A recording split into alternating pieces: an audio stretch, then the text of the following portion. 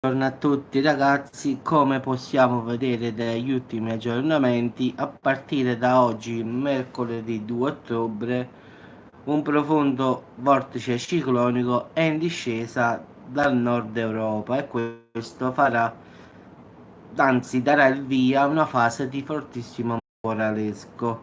Quindi ci aspettiamo in particolare violente raffiche di maestrale oltre i 100 km orari sulla Sardegna, in estensione poi sul corso di giovedì 3 anche su tutto il medio e basso Tirreno. Quindi diciamo che ci saranno onde alte più o meno 4-5 metri sulle coste del Medio Campitano, Carboni, Iglesias e Cagliaritano.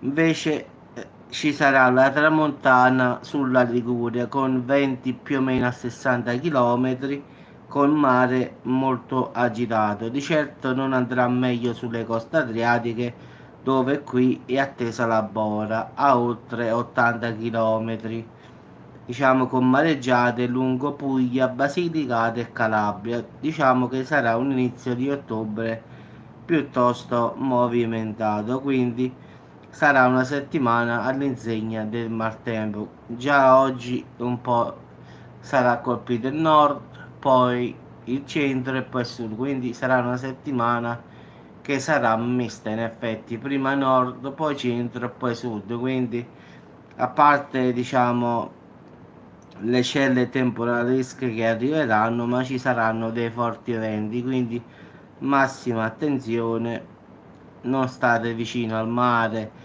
o lungo le coste perché un'onda vi potrebbe trascinare a mare. Come sempre dico io, evitate quando il mare è agitato di andare a vedere il mare quando è molto agitato, quindi evitate questa cosa, che molti ragazzi hanno l'abitudine con l'auto di andare sul molo e vedere il mare in tempesta, quindi evitatela sta stupidaggine.